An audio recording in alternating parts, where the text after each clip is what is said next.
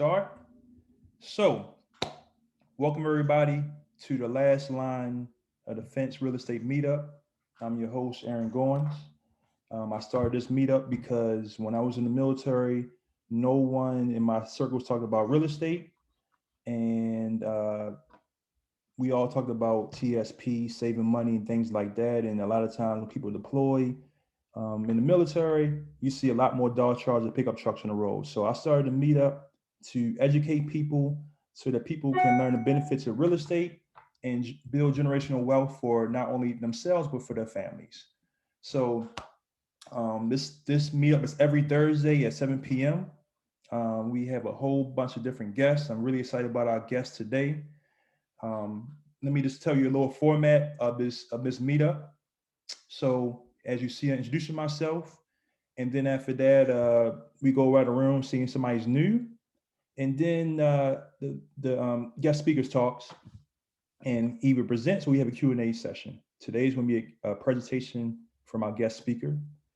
Then after that, we have something called roll call, where I talk about different entities that people get into real estate wise, different clubs, so they can learn more about real estate.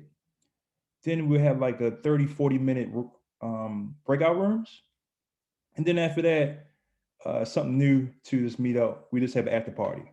And whoever stays behind, we just talk about real estate and whatever's going on. So the guest speaker is the main reason why we had the after party, because he just spread out so much knowledge in the after party, so much of these meetups, that I decided let's make it official and have an after party so that whoever want to stay behind and talk real estate, we can do it up into the 9 o'clock hour Eastern time. So no further ado, please unmute yourself if you're new, and please present yourself. So Claudia, can you introduce yourself to everybody? Yes, hello. Hi, my name is Claudia. So I'm new to the group. Thank you for having me. I'm interested in real estate investing. I'm doing long distance real estate investing all the way from Germany. We're from our home of record is Chicago, Illinois. So it's going to be back home. And I've been doing this for a few months, like just learning a lot at the beginning, and now I'm taking more action. So I'm actually like putting offers and looking at properties, and I'm looking at small multi-units, 1 to 4 units. And so I'm kind of starting and learning a lot, and thank you for having me. Thank you so much, Claudia. Claudia and me is part of the War Room Mastermind group. I'll talk about that later on. And like she said, she's coming from Germany. So thank you so much for attending. Let's see. Randy, are you new to this? Are you new to it? This is your first time at the meetup? Yeah, it's my first time here. Okay, what's up, man? Hey, what's up, Aaron? Yeah, it's my first time at Aaron's meetup. I'm really happy that he organized this whole meetup. And my name is Rennie Matthew. I'm from the Detroit area. I'm actually looking to get into senior housing, so it's something that I'm very passionate about. And I'm a huge fan of Eric's, so can't miss it. So I'm glad to be here. Thank you, man. Thank you for coming, man. Appreciate it, man. Let's see. Is anybody else new to the meetup?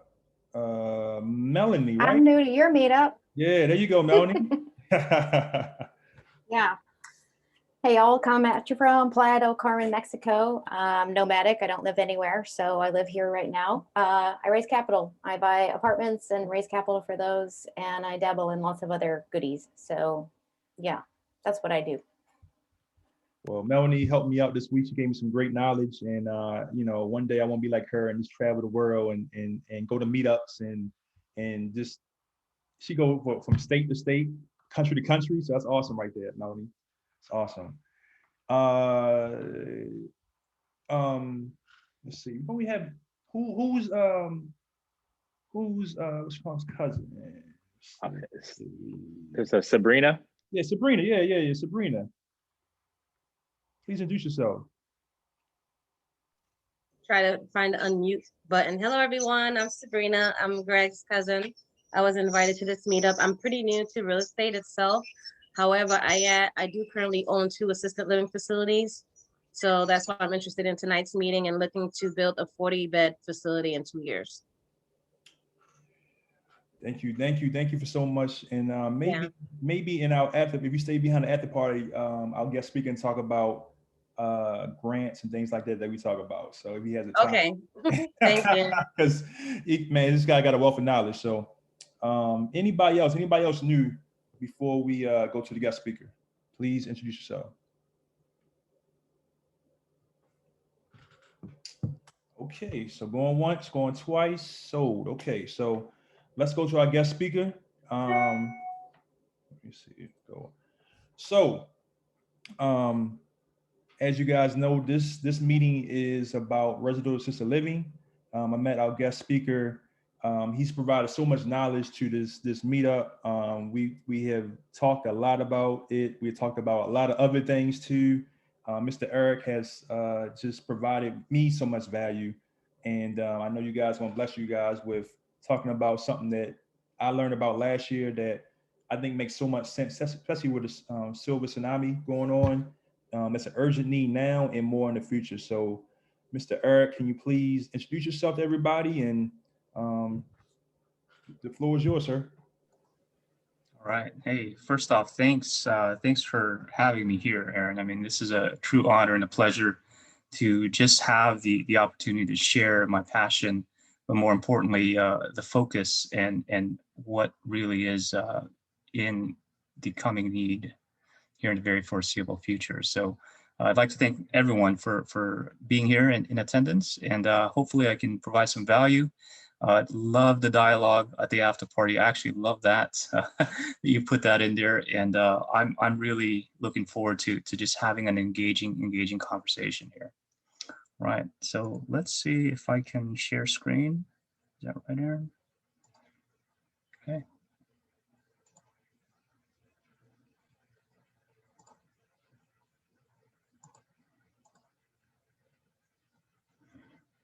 All right. Looking all right. Let's see here. Okay.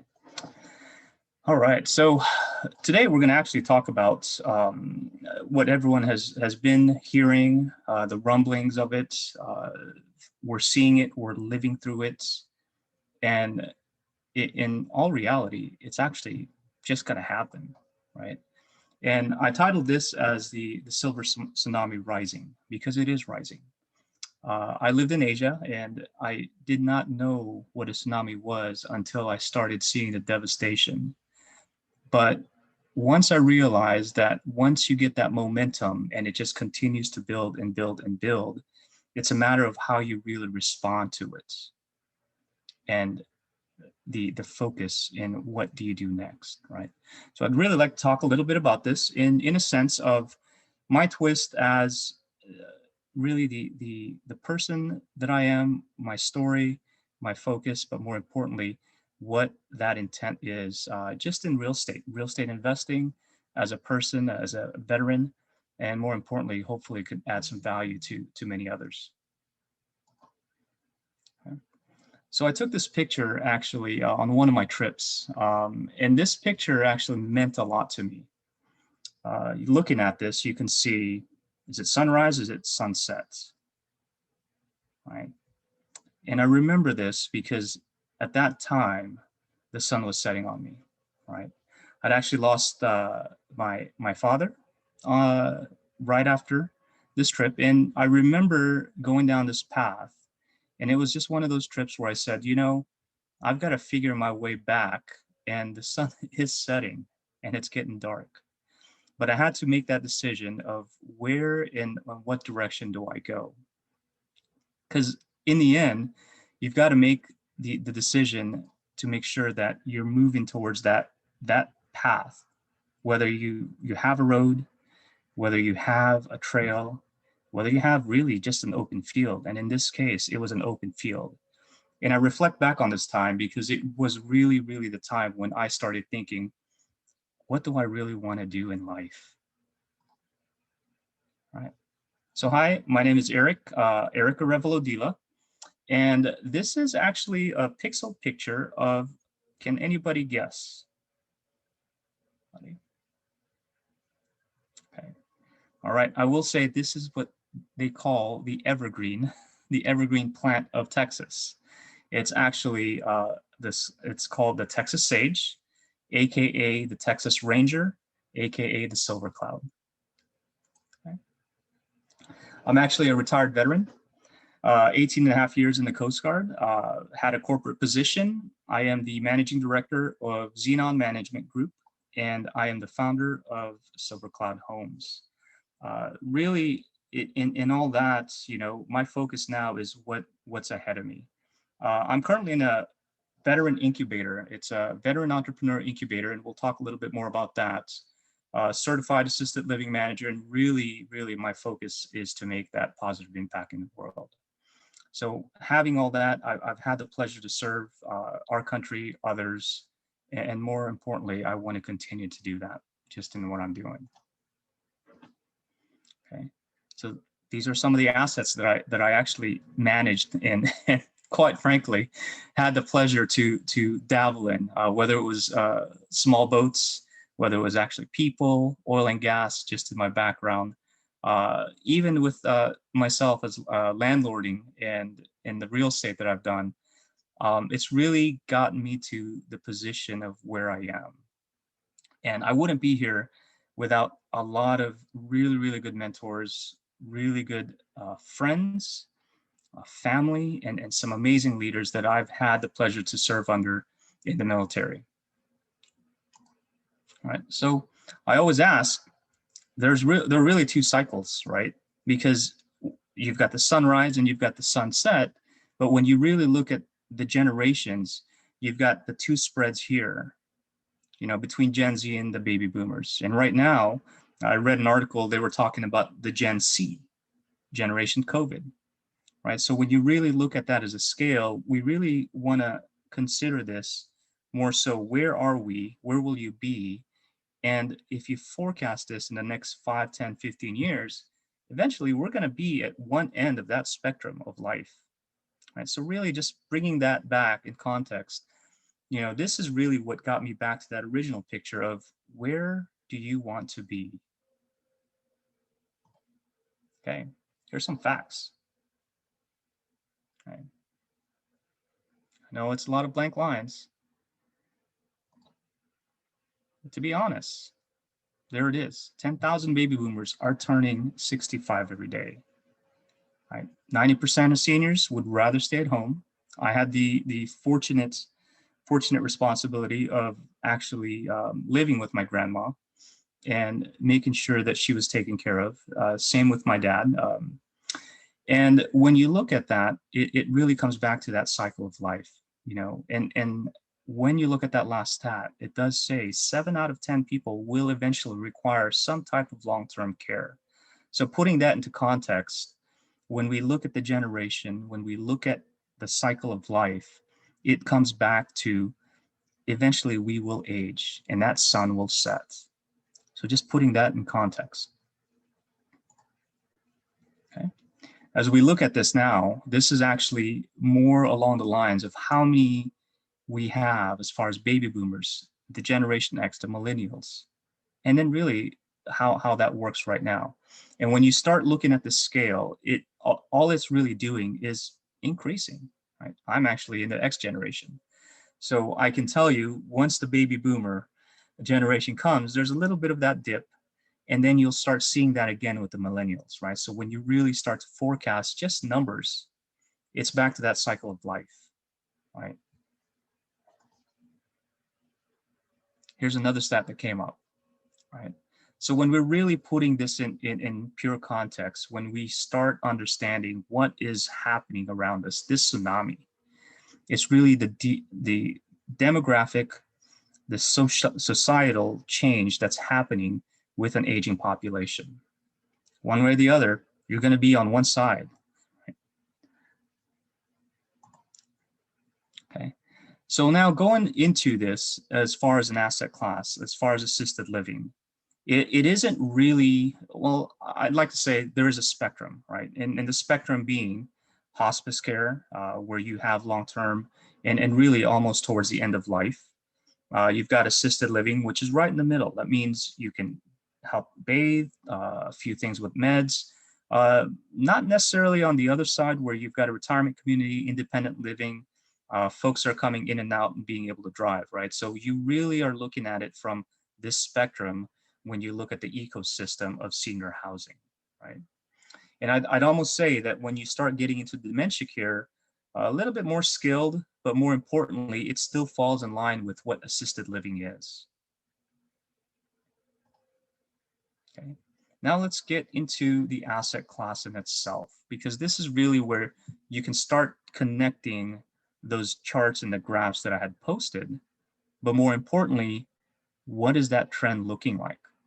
Right. So this is actually coming from PricewaterhouseCoopers, okay? And what they did was they put out and published an emerging trends every year. And this comes out about every October. This one came at 2020. And you can see that the senior housing is actually right here. And as it shows at 2020, where it actually falls in line, right? As far as prospects and developments. Obviously with the pandemic, it's taken a shift. But when you really start looking at where those trends are going to be for real estate, you know, you can see that senior housing is still right about in the middle, right? We can talk about single family homes. We could talk about warehouses. Really, when you get into the medical office and that medical space, it kind of starts to blend in that ecosystem as well. So within the asset class, we're talking about assisted living as a whole. Okay. Now, when you start looking at projections and just really the projections of housing and beds, right? This is a really good chart where it states, you know, what annual rent would look like for a person that goes into an assisted living, right? The annual rent of $40,000 a year, total cost plus the medication. And then you start going a little higher at the 55, 75, and then taking into account, you've also got the rise of medical costs, right? So as we look at this as not only a population shift, but you're also looking at it from an economic shift. And the economic shift being these two are starting to really rise up. And where are you going to be when this happens in the next 5, 10, 15 years? Okay. Well, that actually says it right there. It's how many beds we actually need by 2029. And to be honest, there just is not going to be enough. There just is not going to be enough. Okay. So when I look at this from that aspect, really breaking it down from number one, where will you be? Where will you be as an investor? But where will you be as part of society? You can really now start understanding, now what is this focus? What is that drive that really gets you moving towards that direction as an investor, as a business person, and really as part of society? All right. Now, I did mention I am part of the incubator with Bunker Labs, and it's a veteran incubator, and it really focuses on entrepreneurship, right? And I'd like to bring this up here that really highlights entrepreneurship. And this comes from Robert Kiyosaki's Quadrant Cash Flow. And when you start looking at it from this aspect, not only just as an investor, because we all say we're investors, and really what you have is you have investments, but your money is working for you. And the goal is to really get to the right side, right? And that's really the right side of the quadrants. And from there, you can either be the business owner, you can be the entrepreneur, and really on the other side, you're going to be an employee, which I was for quite some time, and or you're going to be self-employed, but that flow is always going to happen, right? Now, when you start looking at this just in pure context, there are actually 31.7 million small businesses, right? And that's why I am so happy to be part of Bunker Labs, only because that ecosystem is really built around veterans, right? And those are veteran entrepreneurs doing some amazing things. And whether they're selling new tech, their services, opening up restaurants, marketing, that's really when you start looking at it from the right side of the quadrant, that now they own systems. Now they've got people, now they're employing, now they're creating jobs. And then you can also be an investor too, right? So really looking at it from that model in that context, that's where the entrepreneurship side of me comes in. And that's why this match of the asset class really molds into that direction. Now, I will say it's not for everybody. You've got some challenges, right? But I will say just specific facts here, and I've pulled this out, is that when they talk about solopreneurs, usually a solopreneur is a person that has smaller than a team of 5, okay? The revenue is less than $100,000 a year. And there are about 24 million that make up solopreneurs, okay? When you get up to that next level, you've got the small businesses that are out there generating. And I'll have some statistics here. When you get to the $1 million to $3 million range per year annually, there are only 750,000 in this country right now when we're talking about small businesses. That's 750,000. Okay. Now, once you get past that, you've got the 3 to 12 million in net sales. There are only 350,000 in the US.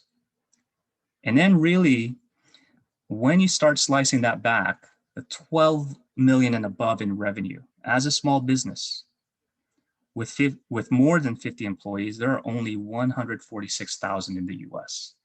So when you start really allowing yourself to understand what this asset class does, you know, it really starts honing in on the business operations, being a small business owner, an entrepreneur, but more importantly, you can also be an investor in that. It's about impact. That's really what it looks like.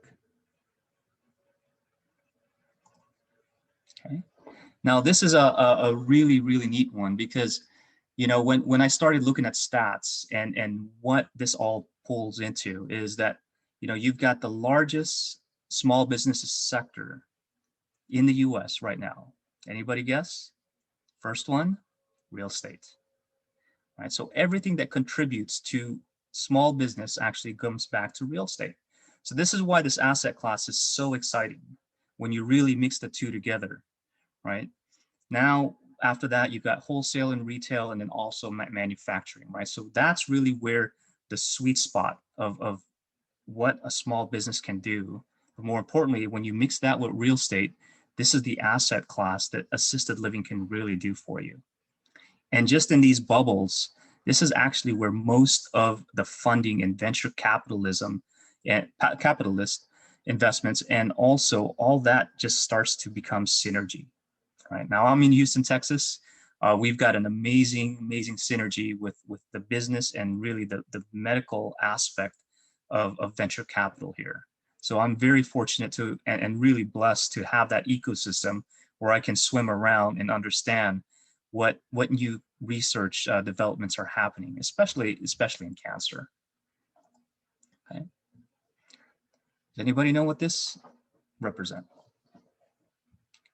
Okay. So with all these were actually all veteran entrepreneurs.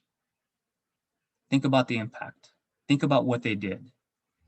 And think about how lasting and how much of a legacy they've left. And I'd like to throw that out to the entrepreneurs and really challenge the veterans out there. Where will you be? Right? That's why I always ask that.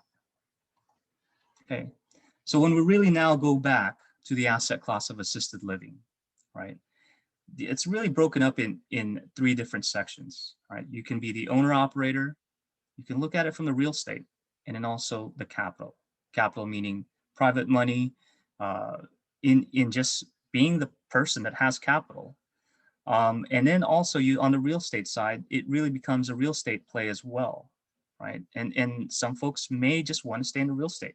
Some folks may just want to stay on the capital side. And some folks that I've seen with the heart of gold love being the owner operator. Right? And it's just been a neat environment that I've met across the way, just meeting some of the best folks, the biggest heart enabled to do this. Okay, so that's really where assisted living is as you now start breaking that into different sectors. and say that's what makes up an assisted living facility. Okay. Now, this one's actually from the Residential Assisted Living Academy. This is from Jean Guarino's group. And really, this model is what it is. It is a small boutique assisted living, nothing so big where you're looking at 30, 40, 50, 100 plus, but really the focus is 20, maybe even at the 25 level and below, right? And the structure comes back to having the owner, having a business manager, someone that's running operations, and then the backbone, honestly, are the caregivers. You know, you've got an administrative team, and then you've got contractors, and the contractors can be anyone that you employ and create that revenue and that business transaction, right? So it really comes back to where are you going to be when you start operating and looking at this from that aspect, because you can now employ that many more contractors or caregivers. And so it really comes back to that fold. Now, when you're looking at assisted living and you start looking at that range of what it really costs, right? Because there are some stats out there, right? I've seen assisted living where you are paying up to $15,000 a month, right? And that's what they call level 5, all the way down to $2,000 a month, right? And the beauty of that is, you know, there is a need for all levels. And I will say that there is a need for all levels. Because once you really go into this ecosystem, you can really start looking at, remember that spectrum of understanding where you are. But in the case of assisted living, you know, what they usually say in the academy is the sweet spot is usually 3 to 4, right? Level 3 and 4. So when you start looking at that and you start understanding the numbers, that's per bed. And I tell that to people. They say, you're what? That's per bed, right? So when you really start looking at the opportunity in itself, you know, it isn't for everybody, but at the same time, when you look at it from a business, looking at it from an ecosystem, and also what you're providing, you want to make sure you're at that level, providing some of the best care, having some of the best staff, and really making sure that the residents want to be there, right? It's really being the employer of choice, being the resident of choice. And this isn't competition. It really isn't. Because if I have a waiting list, I can refer this to another person down the street that I know. I was actually at one yesterday. I was visiting one on a site visit, and we were talking about this place. And she had told me she's been operating this, took over as the owner for about 10 years, put her heart and soul into it. Now, she's well known, very well known in the city, very well known in the area, and she always has 100% occupancy, right? So really a lot of that comes back to what impact are you making? And she has actually made an impact to her community, her local church, her city, right? And a lot of the things and folks even just waving by yesterday, I was sitting there and they were waving hi to everybody, right? So really going back to that in the sense of community, this is what it all comes with, right? And really it's that giving back. How do you make an impact to yourself and others? Okay, so going back to numbers, this is really where the numbers come in when you start looking at the cost of care, right? And you can see the trend. As I mentioned earlier, the only thing that's happening here is the cost of care is actually moving up. When you see assisted living from 2004 to 2020, you know, that's more than, actually doubled in price to some degree, right? And there's a website that you can look at and you can look at some projections and you can start understanding, okay, there is going to be a huge need, and where am I going to be when I get old, or when I have to be able to understand when mom has to go there, or what that all comes with for the entire really society. Right. Now, here's the median cost, and this is base costs from 2020 versus 2025, right? And again, this is a national average compared across the board, right? So as you really start looking at the stats and really looking at this from the business, looking at it from the numbers, but more importantly, looking at it as, okay, now what really happens here, okay? it really comes back to there is still a need that's going to have to happen. Okay. Then a few places that I'd like to mention, only because I've had the opportunity to live and visit in some of these states. I really just like to say, this is really what it looks like for the markets in the U.S. Right, price per bed. Right, we went back to the national average, but when you start now honing it down to the state average, you can now go back and say, okay, now let's really look at those demographics. Let's really hone in on a specific state. But more importantly, when you go into the state, you go right into the city, right? So there's really a lot of due diligence as you really start understanding the market and the share and the need, more importantly, of where everything is going to be. And I came from the Washington, D.C. area, and that was actually, well, that's actually underpriced. I've seen higher ones up there, but more importantly, a lot of it is this is just a spread of what's happening around the U.S. and really the opportunity just to really go into this asset class. Number one is an investment, but number two, a business owner, and lastly, where you are and what you're thinking of, right? Just in a sense. And this is not to say let's everybody all go to Washington, D.C., but more importantly, let's really pick and choose where those needs are, right? Because this just is not for everybody. If you're looking at cash flow is there, but it just isn't even more about that, right? It's really being able to say, how can you provide that need that's happening? Okay, so this is a Texas average because I'm out here in the state of Texas. Okay, and in some parts of our states, this is what it looks like. And then actually I updated this last night, and Victoria came up on top, right? So when we really start looking at demographics, this is a comparison of now saying you've got the national average, you've got the state average, and then now honing into the actual city average, right? So when someone is looking into something like this, going into the due diligence, doing a market analysis, really research of now, what is that population?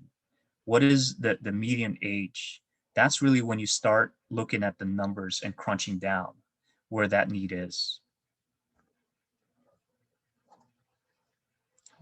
And then across the board, when you start to look at this, when you're looking at it from an asset class, senior housing is on the right, and you can see compared to other asset classes, it really shows where it is as far as performance-wise. Okay, so I'm going to introduce to you really what Silver Cloud does, right? Silver Cloud is really the company that's looking at acquisition, continue to grow, continue to impact, right? And we do this in a three-step process where acquisition comes in. There's really a lot of planning that goes into place. And once you plan into that, you go into now, what are you going to do? What is really going to make you stand out as an operator, as a business owner, right? And why do you want to do this, right? And as you do that, you really go back to the big gut check of why, right? And then really that phase next is really coming in and saying, okay, you can do a revitalization, you can do construction, do some rehabs, and then now you're just doing it. You're just operating, right? And as you're getting into that sweet space, you're really looking for efficiencies, right? And as you're operating, that's just like any other business, right? You're really looking at that. Why do the folks want to work with you? Why do the folks want to live there? And more importantly, we go into the aspect of operational excellence. And that's really the third phase. And I say that the secret sauce to it is all you're doing is striving for excellence. I don't want to be great. I want to be excellent, right? And that's really the cycle of being able to check your systems, doing surveys, taking action on things that need to be taken action on. So really, when you look at that cycle in itself, that's what Silver Cloud does, and that's what we do as a whole. And it really looks like this: just one home. Here it is, and a good example. And then more importantly, as you really look at the numbers here from this aspect, I'm not really going to get into, okay, what area, where should I go? It's really back to the point of where do you feel that need is, right? And I always advise that to folks. So for me, my focus is really on Austin. I've got certain areas there that I'm looking at from a strategic aspect. And more importantly, there are a lot of things that I can do just from the state level that I can help and impact the community at a bigger sense, right? Now, I am very ambitious to some degree, right? And a lot of folks tell me, they said, Eric, one is good, right? Because one is good, right? But again, it's back to what impact do you want to make, right? And as I move and really go into this journey, I want to be able to impact others, right? In a very, very good and positive way. So the B side in me comes out and I say, this is the goal, right? This is really the goal. And the focus is with intent and relentlessness and focus and energy. This is where we're going, right? Because there is impact there. And it's not even about the stats, not even about the cash. It's not even about that. It's how many more lives can I really, really touch, right? So when I look at this asset class, it's an amazing asset class to be in. And it isn't for everybody, but again, it's just an amazing asset class in everything else that it provides.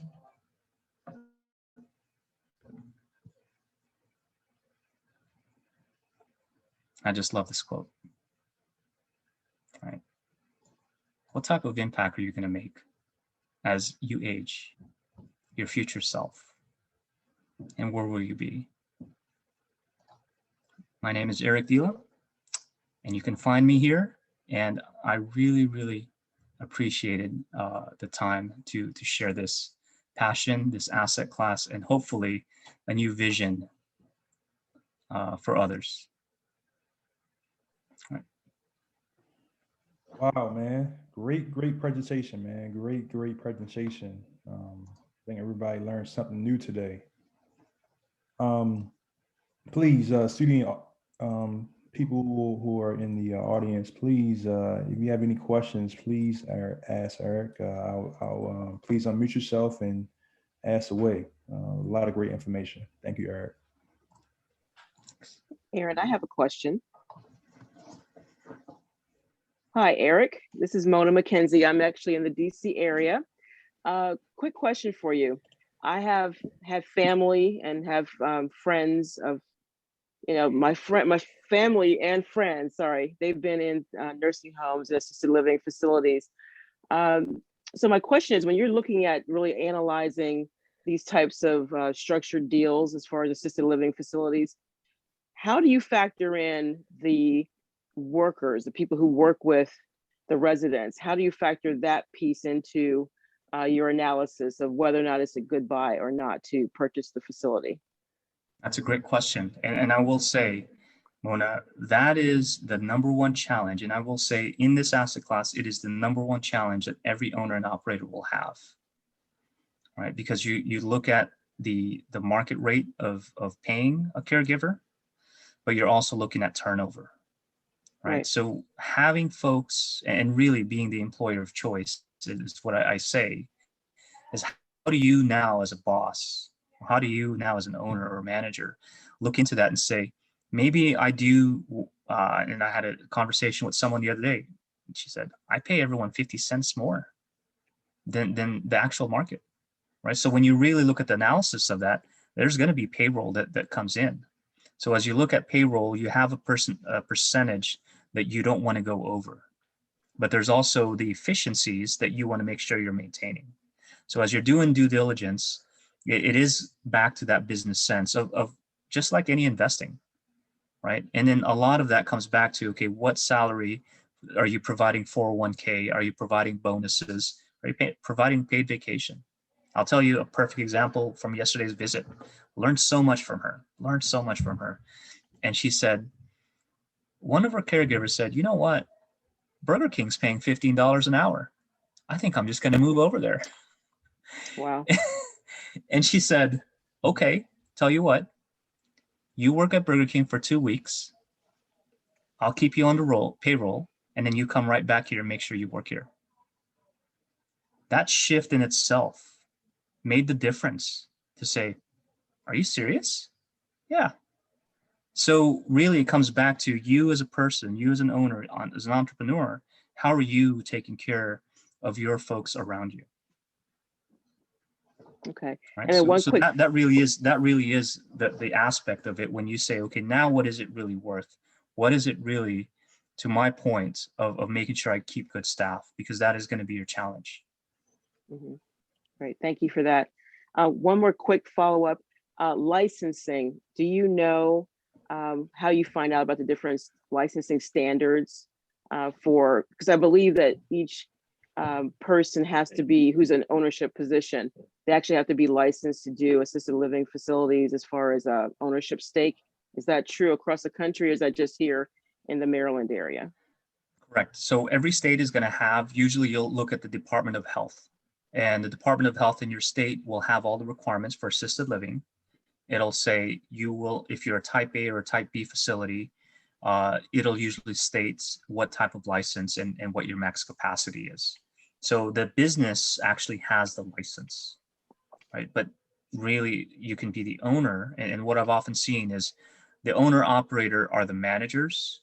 But in this state, in this case that I'm looking at, really for me, I look at it as the CEO, me as a CEO, and then really hiring that staff underneath me to manage, right? So then you're in the grind, but you're able to look at the business efficiencies, inefficiencies, and continue to focus on business.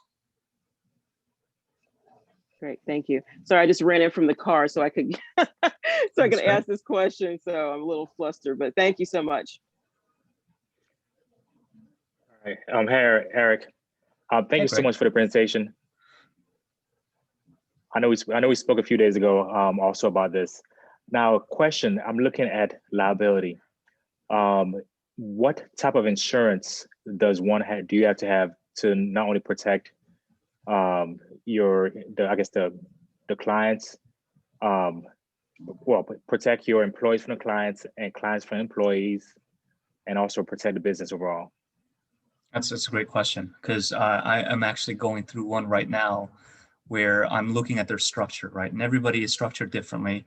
But the way I've actually structured, back to actually last week's presentation with Anderson Business Advisors, you want to always make sure that you're segregated, right? Being number one, the real estate, you've got the business, and then the business really pays rent to the real estate, right? So when you really look at those liabilities, something happens, you've got two sides of it that you have to figure out who and what is really liable.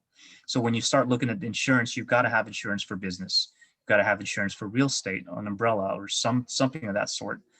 Then if you really wanted to, you can share the business and really pull the employees, right? So now you've got a workforce entity.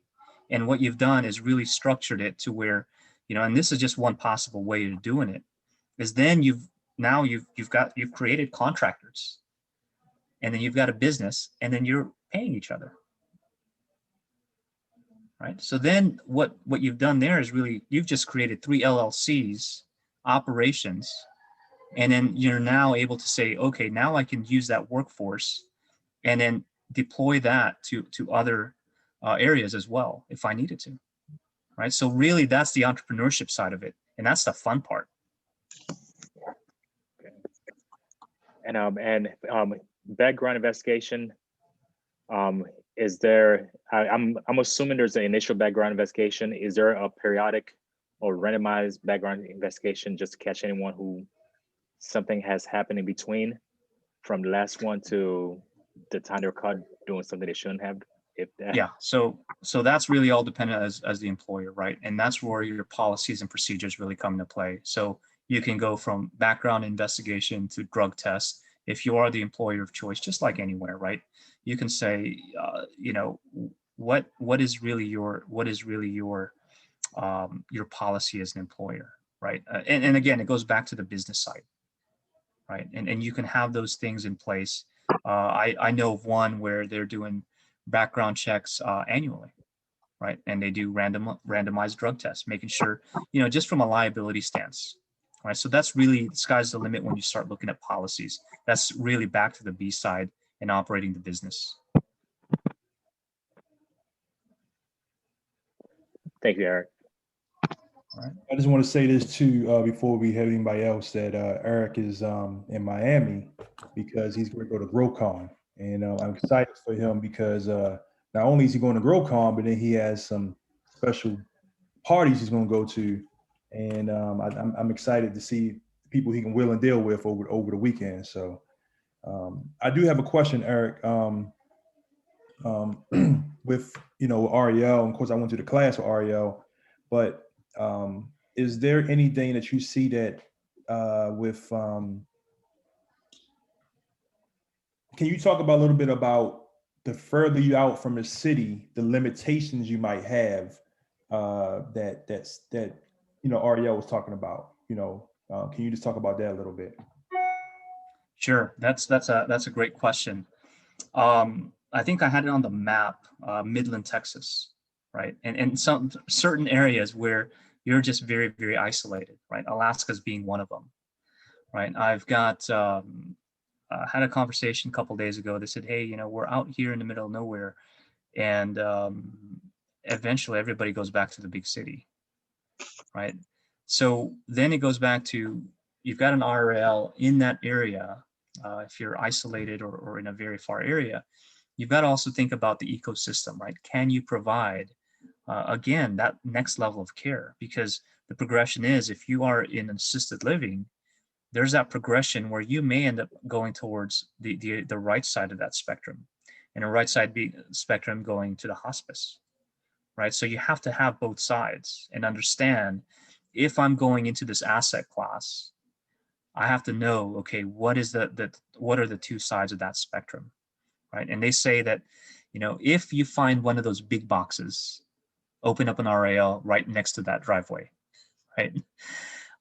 Because they've already done the demographics. I've actually got a report for the city of Austin, right? And they're doing some major demographics, and you can see what they have already in place. So not only from the residential side, you can also look at that from the big box side, right? And that's where those demographics are. Vinny Chopra actually spoke about this a couple weeks ago, and he's been around. They're actually opening one up in Williamsburg or in certain areas, just in their part of town. And I knew that because I said, I know why. Those demographics are really spot on, right? So when you really look at that, maybe, again, it's an ecosystem where maybe those big boxes and the residents that are there, they may just want to be in a smaller residential assisted living, right? So it really comes back to, you need both, right? And I'm not just saying residential is the way to go, because it is a great niche when you're looking at boutique, but then you also have to consider the big box, right? So that's where I look at it from an ecosystem in itself.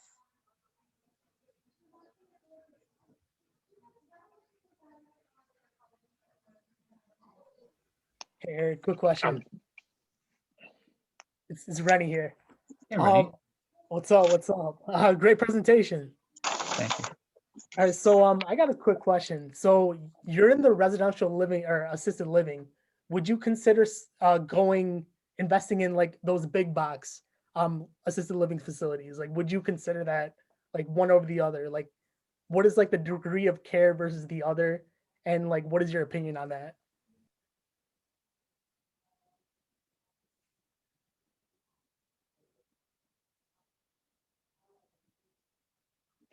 Can't hear you, Eric. You're mute. So it's actually, so I don't know how that happened. I look at residential as really that boutique, intimate style of living, right? So folks are okay in the bigger box, and that's okay. It's really a matter of choice. Now with COVID, what's happening is that the trend has been everyone's moving to the smaller ones, right? Because when you're looking at the big box, and I know the Academy talks about this, what do you do when you put 200 seniors, residents in a room, can't see anybody, lock them up, no visitation? What does that sound like, right? Versus when you look at it, when I went to yesterday, they've got visitation. They could be at the parking, the driveway, saying hi to mom and dad. The state has allowed them to have 6 feet distance, right? So really as a business owner, you have that flexibility, and as long as the state is okay with it, it really allows you to thrive and really be ingenious about how you're operating, right? So that's where the difference is between the two, right? Thank you. So what type of properties do you actually seek? Is it properties that's already built and designed to be assisted living at the different categories and size, or is it, can you find, say, a 6-bedroom in a suburban area and convert it? Yeah, so all of the above, right? All of the above, from the ones that are already existing for sale and or from ground up, right? And really, when you look at ground up construction, the cool thing about that is you can go into other loans like the SBA, right? The SBA loan on a 7A loan allows you up to $5 million in loans per loan. The 504 loan gets you up to 25 million. Right. So really, and I push this out to veterans, is when you start exploring that realm, there's a whole nother realm there. You can start tapping into these loans. And going to your question, Aaron, if you're out in a very, very rural area, you can actually tap into USDA, US agricultural loans to develop these. And as a business, as an entrepreneur, you're able to go in there, grab that, and develop. Right. But again, it comes with a business plan, the entrepreneur side of you, and making sure that that business is viable. Can you go deeper into some of those loans? You mentioned 2 of them. And I'm getting my notebook right now.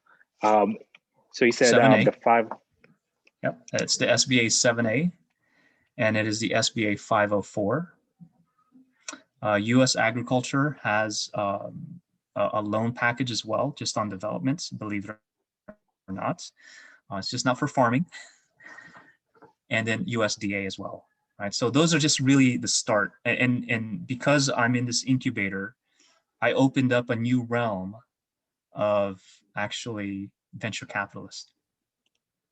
You know, the folks in Shark Tank. I was actually at a webinar with Mark Cuban the other night, right? And it was really cool to kind of see it from his side, how he's looking at tech and medical and everything else, right? So when you start looking at it from the B side, you as an entrepreneur have access as a business owner to go into these different ponds and start fishing, right? So really, sky's the limit when you start looking at that. It's like, I have to do it this way. No, actually, you're an entrepreneur, you're a business owner. Right? Look at new tech. Look at the CARES Act. How much money is given just in the medical side of things? So really, when you look at that, and we're all, I think, from the government side and the folks that have served, once you understand that system, you're able to go in and find those pockets of money, grants, financing, and funding for your operation. And that's where you have to do the due diligence and really dig into it. So then SBA.gov, I'd say, is a very, very good start. Okay, that's what I was gonna ask. I'd say, and I would also assume your local SBA, Small Business Administration as well, correct? Yes. So economic development centers will have that. They'll have some very, very good information. There's a group called SCORE. They love and absolutely love working with veterans. Right, FranNet is the other one. I go on these webinars. They provide amazing content, and then once you really start delving into that, you're like, "Whoa, wow! I've got all this ahead of me." Right. And that's the beauty of the business side. I was seconding it about SCORE. They were really helpful, and I think that one thing too is, like you were saying, Eric, you got to take advantage of the opportunities out there. I know we're not going to indulge into it, but like we were saying, it's $4.4 billion that the government puts out that people don't use because either they don't know about the grants that's out there, or they don't know how to make a grant. And if you mess up one little thing, you're not gonna get the grant. So, and that's something that we had discussions about. But just think about the opportunities that you can do if you can go to like grant.com and find grants and put the right grants in. You get free money from the government for opportunities like this. And think of it, the government supports small businesses, right? The government wants to see small businesses to succeed, especially in these times, Right. right? So again, it's back to where will you be, right? Are you the investor? Are you the business owner? Are you both, right? And that's what's so sweet about this asset class. Right. Okay, so is anybody? We'll take our questions for another 5 minutes, and then we'll go to roll call and breakout room. So anybody have any more questions for Eric? Yeah, I got one more question. So, Eric, I don't know if you've dealt with this, but did you have like somebody pass away in one of your facilities, and how would you deal with that if like they don't have any families, or if they don't have a family? How would you like tackle that issue? Yeah, so usually on the screening side, there's always screening of, next of kin, being able to understand what that looks like for succession, right? Being able to know, do you have a will? Who do we need to contact?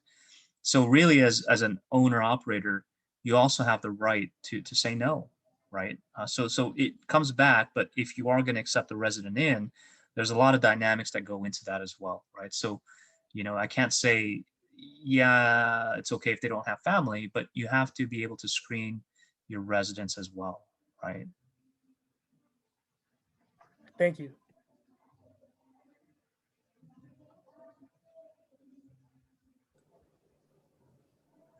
From an operational viewpoint, what's a good caregiver to resident?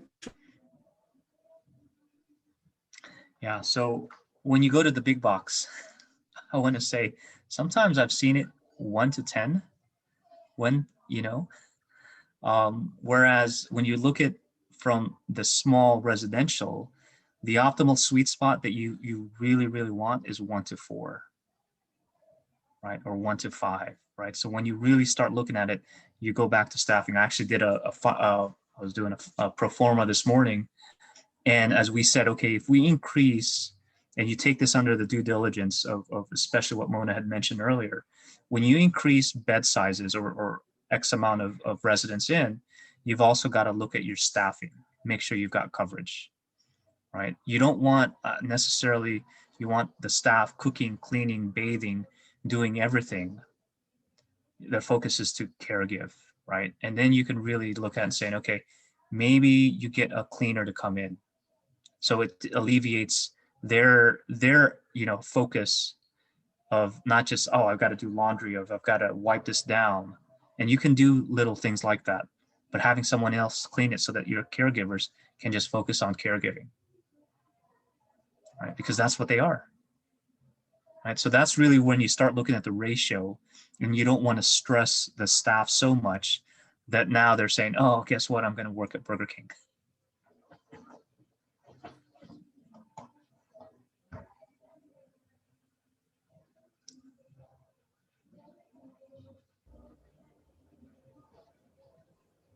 Good.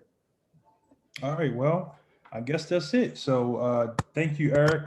Can you please let everybody know how they can get involved? I know you put it already, but can you let everybody know how they get involved with you and contact you afterwards? They want to find out more information.